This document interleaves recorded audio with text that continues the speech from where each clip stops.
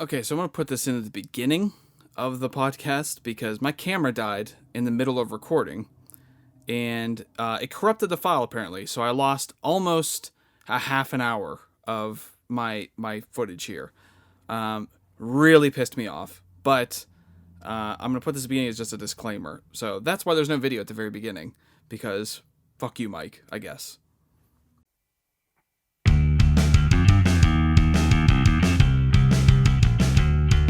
Well, hello, everyone. Welcome to this condensed episode of RT Talk. If you are watching this, you already realize I look different, and this is a different format from what you're seeing, or used to seeing. And if you are listening to this, then I guess I have to explain that I am by myself this week. There is no catastrophe or anything, but Doug had some family things that he was dealing with this week. Nothing, just like celebration stuff, not anything bad. And Renee's new job has her working late, so I am on my own, and I am here to discuss the sparse few topics I have to talk about this week. You have to get used to me looking over your head at my list behind you, but yeah, I'm here by myself, so it's gonna be a little more condensed than usual. It's gonna be a shorter episode. There also wasn't a whole lot that happened in the last 2 weeks to really talk about that much, so my topic list is short to begin with.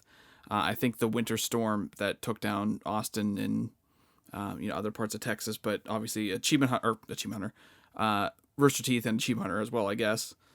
I think that affected a lot of things in terms of maybe not announcements, but just typical stuff that would come out that we could kind of discuss more in depth. But on this episode, I'll be talking about it's a little more, I guess it's a little beyond Rooster Teeth, but Texas opening and what that means for Rooster Teeth, Dead Little Roosters wrapping up, and then the block party that they're doing right now. So just a couple real, simple subjects to walk through here. Yeah, I figured since I was by myself that I would actually record this. If you're watching us on YouTube, I would record this with my real camera that you usually see sitting right here-ish. It's always typically mounted on a lens and standing on that lens. I think when we had Phil Walter on, he asked me if I had a camera precariously placed on its lens behind me, and I was like, yes, I do. But yes, I figured I might as well actually use the equipment that I own for this one because I'm by myself, so I don't have to do as much editing and everything that I typically do.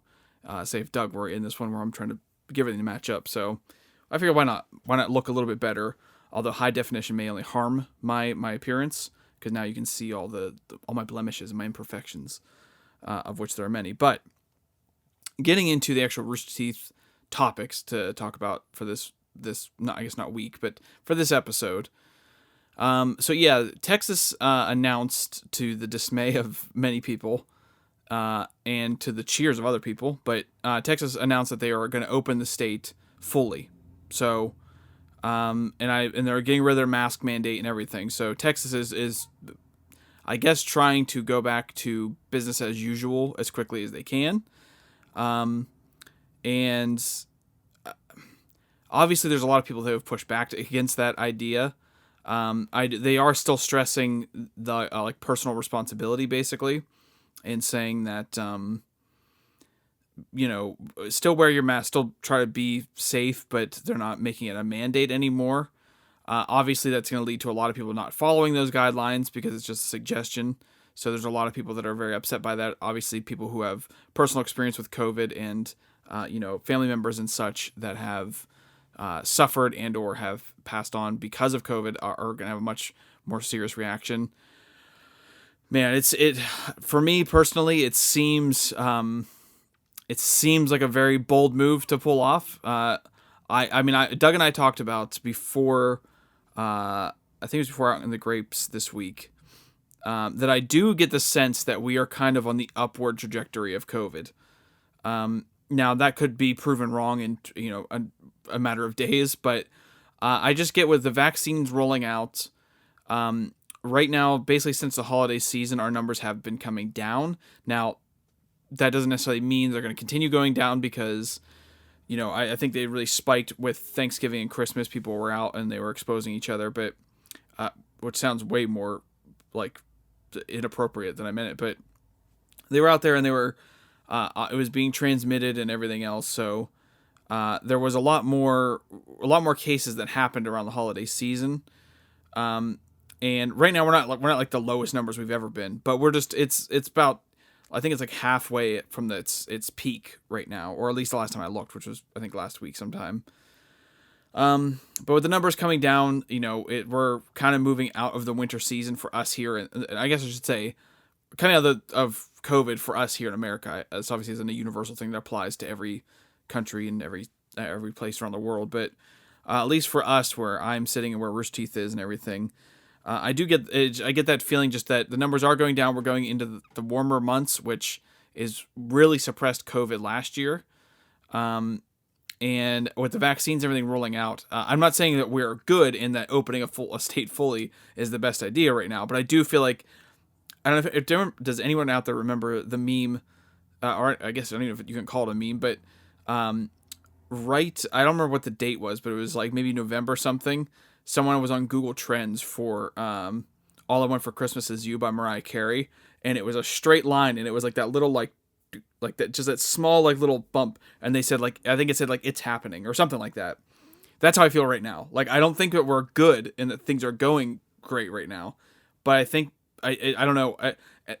This could be completely off base, but that's the feeling I have right now, is that I just feel like we're coming out of this, and I don't know if that'll be proven right or wrong, but that's just my internal voice is telling me.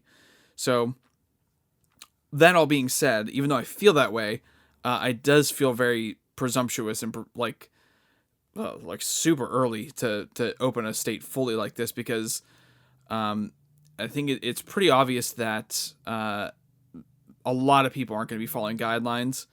I don't know what, in terms of a majority or minority, I don't know who would be more, I think there's a loud car on cue.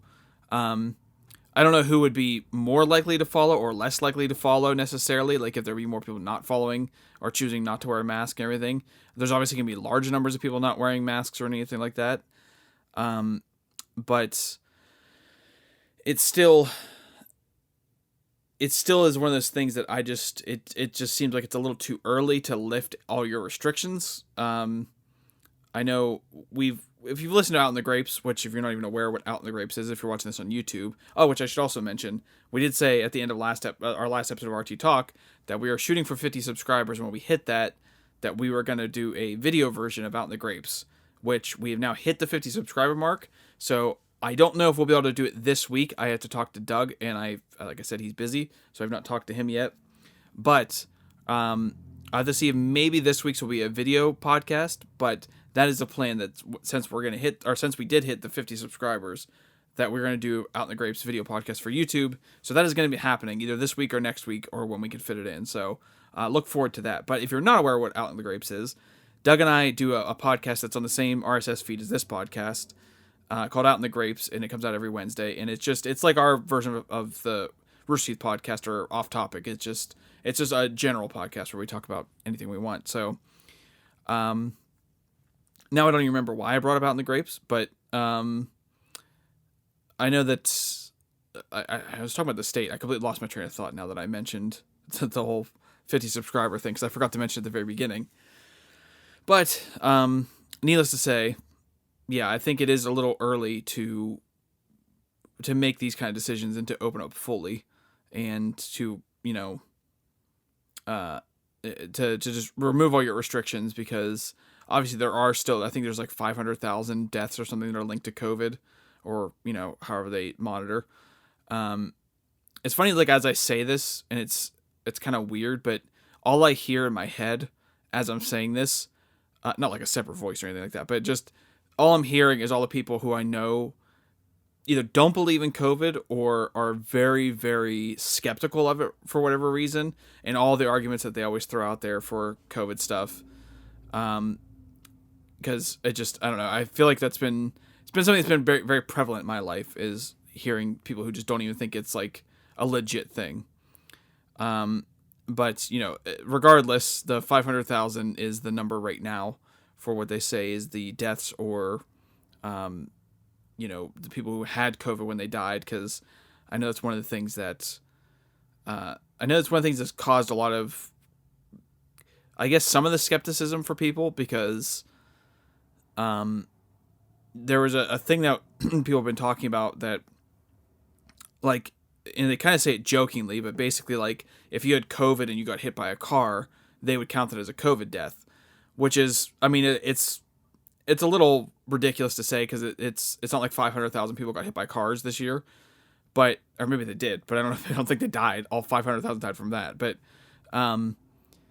but still, it's not exactly accurate, and it's also just a little bit of hyperbole to say something like that.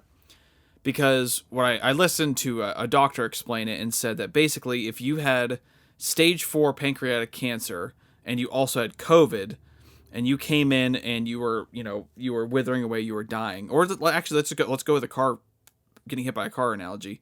If you had stage 4 pancreatic cancer and you had COVID and you were hit by a car, they would list, I don't know I guess they would list maybe the trauma from the car accident, or it could be the cancer, or it could be the COVID, because they don't know what the ultimate cause of you passing away was.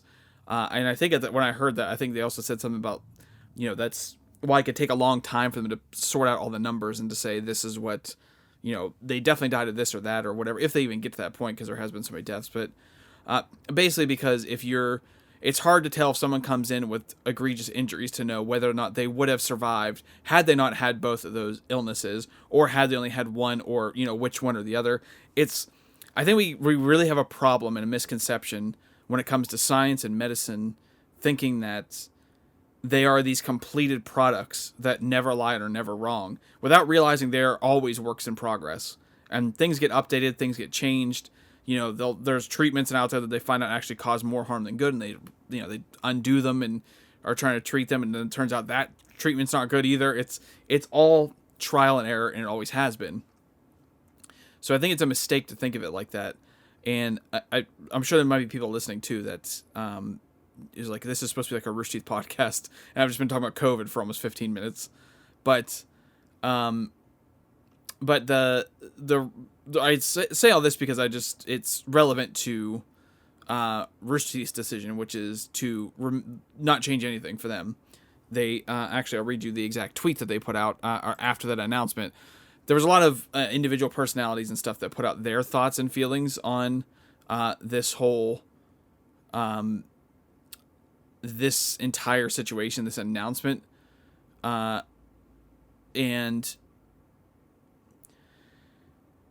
I don't want to go through all those because, like, a lot of times when we cover different subjects, it can get kind of tedious to go through and just read entirely what everyone said.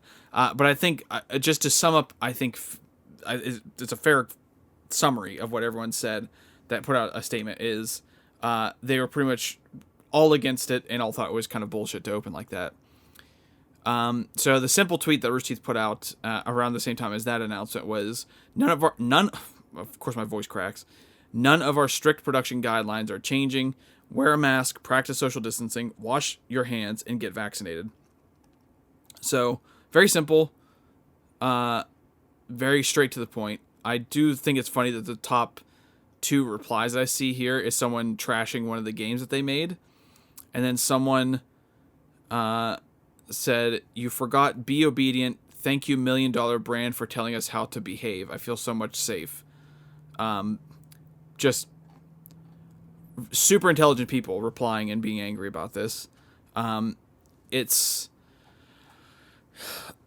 so I talked about my thoughts on Texas opening, but my thoughts, I guess, on Rooster Teeth staying closed, it makes sense. I mean, they're a company of 200, or I don't know the last time I've heard them say like the numbers that they have for their employees or anything, but the last I heard, it was like 200 plus, 250 plus employees. There's a lot of people there. They've been taking this seriously from the very beginning.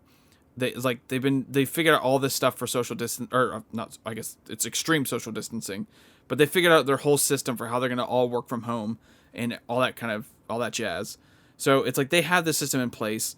There is no, the numbers are still pretty high, and obviously if everyone just goes back to work, then it would be it would just be a risk there's no reason for them to take. It doesn't make sense for them to throw everyone back in the mix. And then, I mean, look, if you listen out in the grapes, Doug and I bring up hockey way too much. But don't worry, I'm not going to get into it. I'm by myself. I can't be baited like that. So, but what I will say is that if you do watch any major sport, a big theme that's been happening this entire, well, I guess not. I won't even say since it started, because when it started, everything just shut down. All the seasons ended.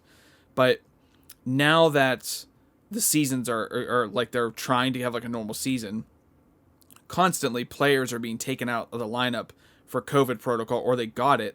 And there's even some, some people that have had a real struggle with it. I don't know of anyone that I've heard of anyway, because I don't watch a bunch of sports, but there's no one I've heard of anyway that has passed away from it. But I have heard plenty of stories of, professional athletes who had a really rough go with it. And I know there's a couple players that I've heard say like they thought they spent how many days, I don't even remember what the amount of days was, but they spent a large number of days just, thinking that they were going to die, or like, not be able to breathe. And a lot of really grim, very, if I was going through something like that, very scary situation, like what I would imagine is a very scary situation, feeling like that and feeling that, that dread, especially knowing all the stories that are out there and everything. But so like basically, and why I bring that up is because if Rooster Teeth was going to bring everyone back, then they would have to do basically something similar, where if anyone had any type of symptoms, because everyone's going to be out and they're still going to be living their lives, they're going to be going grocery shopping, they're going to be exposed to other people. So it's not like they couldn't just be completely taken over by COVID, like in terms of the spread of it inside the company. So, it's like they would have to do something similar, where they would have to like take people out, or like it would be like this risk and things with the shut down. And I think it makes way more business sense to keep, even if you don't even aren't even, that into the virus, which is a weird way to put it. I don't think that it makes a lot of business sense to shut down productions because someone has to quarantine. And, because I know they've talked about like how they took their work PCs home and stuff like that, so that they could play the games and stream, or not stream, but, well, I guess they would be streaming because they stream for Rooster Teeth all the time. But it's like they did all that stuff, so like they're not going to be taking things back and forth on all this equipment because they're out. They have to be out for a while and then they'll be coming back. It doesn't make any sense. And I do think that there's a way, and I've talked about it on this podcast, I do absolutely think there's a way they could do certain projects, but different shows and everything else, that they could do it safely. And again, it's kind of just what I just said. There's not really a reason for them to do it, though. So it doesn't make a lot of sense. I'm not even, it's not even necessarily a judgment call for me to say like, oh, well, I agree, or they absolutely have to. It's strictly just, it just doesn't make sense to me for them to go back. So I'm not surprised that they're not going back. I know there's other, one of the things I've seen other people within the company, different personalities tweeting about was like their local, either grocery store or whatever it is. And like they put out statements saying that they weren't going to require masks or whatever, that they were strongly encouraged or whatever, and they were upset about that. So it's not like, it's not like all companies are standing in solidarity on this in Texas. So it's something that they'll have to deal with, and maybe they're on their own in this decision, but they made that decision, and I'm not surprised. And like I said, I think it only makes sense in terms of a business. I mean, it's kind of like, it's usually when stuff like this comes up, I always look at it as like, what would the potential upside be to X, and in this case X is going back to the office, and I just don't think there is much of a one for them. There's nothing really to gain from them going back to the office and getting back in person. As much as I want them back in the office, there is definitely something, and we've talked about it, it's like ad nauseum, but there is something different about it all being over video chat, and like Let's Roll just does not feel like the same show. It just and they're not to say they're like they're all bad episodes, because there's been a couple of them that I've watched that are just as good as any Let's Roll they've ever put out. Like they're funny. Although I imagine if they were in person, that'd probably be a lot funnier. Like if you watched the Muffin Time one, I immediately tried to buy that game after they were playing that because I thought it was a great, funny game. So they've not been putting out bad content, but it's just there's something lost over looking at digital representation of everyone's face and voice and everything. So I do really want them to be back in the office and get the chemistry back in person and everything else. But I'm also not just gonna force or be like angry that they're not going back. Like they have to do it on their own time, and they have to do it when it makes sense. It's just I'm not mad about it at all, but I am really looking forward to when that happens. So I do want to talk about Dead Little Roosters. If you've not watched Dead Little Roosters, I'm not going to spoil anything for you. Don't worry. I'm not going to talk about the ending. I'm not going to talk about anyone who's like, even like the first person who died, because Dead Little Roosters wrapped up in between the time in between our episodes. Renee and I did watch the entire season of it, and I thought for a show where they were still doing the social distancing and they were shooting in different rooms and all that kind of stuff, it was really well done, and it was pretty clever how they kind of kept everyone on their own. It made sense. It didn't seem like it didn't seem like a forced thing that they had to do. But I would say, because I watched 11 Little Roosters, but I didn't see the whole thing, and I don't remember if this is the case or not, but I feel like I'd have to go back. It's been too long since I've seen those ones, but how I feel right now anyway is that I actually thought this was a funnier season. I keep wanting to say series, a funnier season than the other ones that I can remember right now. Now, I do remember a couple moments from like 10 Little Roosters, and that I thought were really funny, but yeah, I would say I consistently laughed at several parts of this one, this iteration of the, I guess, Little Roosters cinematic universe. But yeah, I enjoyed it. We did, I think it was like the last 3 episodes or something, we did our typical thing where we kind of fell off of it, and it's partly my fault because like I said, I've talked about it. I like to watch things once they're done, and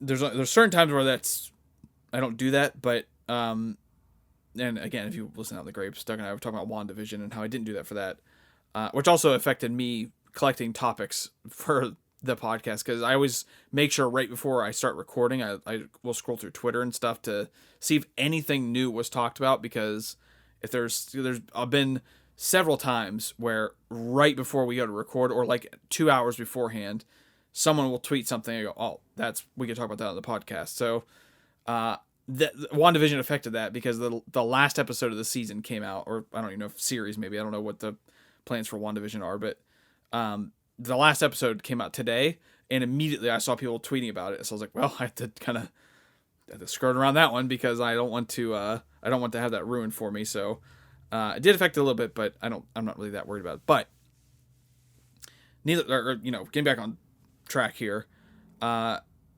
Little Roosters, we fell off for like the last 3 episodes, and then we ended up watching all 3 of them last week whenever the final one came out. We just went through all the ones we missed. But yeah, it was a very funny show. It's one of those shows, and I think I talked about this before when we were talking about Dead Little Roosters, but it's one of those ones that I just end up watching like exactly what's on screen, and I'm just kind of surprised by everything. Like I somewhat try to participate in the clues and stuff. I just don't know if I have the intelligence for it or the attention span, because there's so many things that like I've heard people talking about, like, oh, I noticed X, Y, and Z was linked to the killer in this way, and then when I saw that, I go, oh yeah, that makes a lot of sense. Or this person was killed in this way because of this thing. I go, oh, now that you explain that, yeah, that does make sense. But when I'm watching it, it's like in Star Wars when they go into like the light speed and all the stars just kind of streak by. All that stuff just goes way past me, and I'm just sitting there excited and just watching the episode. So I did not predict who the killer was. It was ruined for me, so I didn't know who it was before we watched it. I did not predict it at all, and so I'm going to try to continue where I left off. I'm sorry for the hard edit right there. My camera died, which I will have talked about at the very beginning of this, and corrupted all my footage. It's just gone. So great start to being by myself. Great solo episode trying to use a different camera.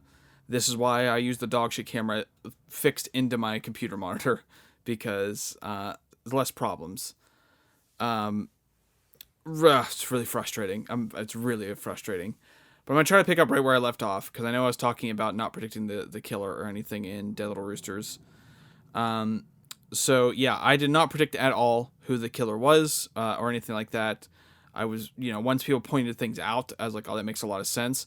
But I do appreciate the level of work and detail that goes into creating those clues and seeing, just the creative ways they find to link people and pieces of information together and all that stuff. I enjoy Easter eggs in shows. I love stuff like that. So them putting that level of effort into a project like this, and and I know they've done this before, but still, that level of detail and everything is still something that I very much appreciate, even though I'm too dumb for it. But it's also Fiona's directorial debut, so I think it was very well shot. Everything was very well done, and I think she did a great job in terms of directing from a viewer standpoint, and like the writing and stuff like that, like the dialogue and things that happened were, like I said, I enjoyed. I thought it was really funny,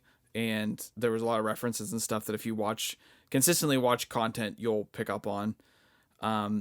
I know we talked about this before, that I was saying how I thought that they were going to be playing characters in this, and I guess they're playing character versions of themselves. So that like Michael Jones is Michael Jones, but he's just like, he's a more ridiculous version of it. So they did play themselves. Although which, like I said, I thought they were going to be these like 1920s, like rich folk kind of people, the way they were dressed, and like kind of like Clue almost. But it just turned out that they were just themselves, which was not a disappointment. I was off base on my prediction. So I'll get into the last thing here, because I was on a roll there until all my equipment betrayed me, and now I feel like I'm out of rhythm. I'm all fucked up. So I'm gonna just go right into my last subject here. Sorry, this was a shorter episode. I mean, it's still gonna be like 30 minutes, so it's not gonna be nothing, but still a little bit shorter, and only me here, and I'm still having issues with all the technology. So so just getting to like the last our last little subject here. But as I'm recording this right now, Rooster Teeth is in the middle of a 4-hour live stream called Block Party, or I don't know if that's necessarily the title of it, but they're calling it a Block Party. They're doing it for Black Heritage Month, and they're raising money for a couple fundraisers, and they have a link that you can donate to. I'm not sure how long this will be open. Again, I have not been on Twitter, and I know they've been posting a lot about it on Twitter, but if you go to Rooster Teeth's Twitter, you'll be able to see what exactly they're, how long it'll be up for and everything. So right now, they have 2 links here that you can donate to. The NAACP Legal Defense and Educational Fund, and the Austin Area Urban League. As I'm recording this, let me refresh this. As I'm recording this, they have raised $5,427 for the NAACP and $5,536 for the Austin Area Urban League. So they're just raising money for, for Black Heritage Month, and trying to, I guess, do their part to make a difference, basically. And their goal for both of those is $15,000. So they're a third of the way there already. So I assume this is probably something that'll stay open maybe throughout the weekend or what have you. But they're doing that. So we talked about this a little bit at the beginning of February, or maybe it was the end of January, where we just talked about them doing the different stuff for Black Heritage Month. But this is actually going on right now. And like I said, this is like an active thing that they're participating in like a cause, or 2 causes really, to raise money for. So that's going to wrap this one up. Really lost my momentum. Really got all messed up from dealing with this breaking. So I really hate that my recording for this is going to be like 3 minutes long. That's a bummer because that makes the YouTube video just going to be, I guess, photos, which is also annoying. So this is an annoying day. I'm upset now. This did not go the way I thought it was going to go. This is the battery that died, in case you're wondering, which I know everyone is. But thank you for listening. Thank you for struggling through this with me by myself and my issues. Like I said, we have out in the Grapes, we will have a video podcast. I don't know exactly when it'll be, but it'll pop up on the YouTube channel, so just kind of stay vigilant for that. There's a link, if you're only listening to this podcast, there's a link in the description of this podcast and the episode details that links you to our YouTube channel if you would like to watch it. And please, do all the same stuff that every YouTuber asks you to do. The subscribing, the liking, all that kind of stuff. It goes a long way and helps us. And it's a very positive thing when you see people subscribing, because then okay, they're on board with us.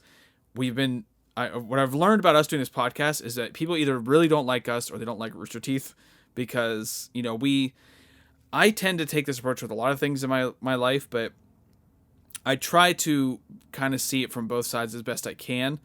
But I'm obviously a Rooster Teeth fan, so I'm more likely to side with what they're doing in any given situation, or at least I guess defend them, or whatever it is. Not like when they've done things legitimately wrong, I'm not on board for that. But we've talked about whenever it happened, like the whole animation controversy and all those types of things. But it's funny how many dislikes we get, which affected me greater or to a greater degree at the very beginning of posting the videos on YouTube. But now I just see it and I just kind of shrug. It's just like, okay, so I don't know if it's us or if it's Rooster Teeth or what, but people dislike the content to some degree. But anyway, thank you for watching this. Thank you for listening to this, or however you found it. Like I said, all the fun YouTube stuff of liking and subscribing. Subscribe and rate the podcast if you're listening to this, or if you are watching on YouTube and you would like to listen to it, because we are on Spotify and iTunes and Stitcher, all the big platforms that carry podcasts. So you can find these audio versions pretty quickly or pretty easily. So that is it. Before the floor underneath me collapses and I fall into my basement, or some other catastrophe happens, I'm going to finish this. So thank you, everybody, as always, and we will hopefully all be back together next week. I believe we will, unless Doug sneaks something, by me at the very last second, because I didn't find out he wasn't going to be here till Wednesday or Tuesday. So I didn't know that I was going to be by myself. So thank you, everybody. I appreciate you, and that's it. So goodbye. I can wave because my camera works for now, unless it breaks again, in which case this is stupid.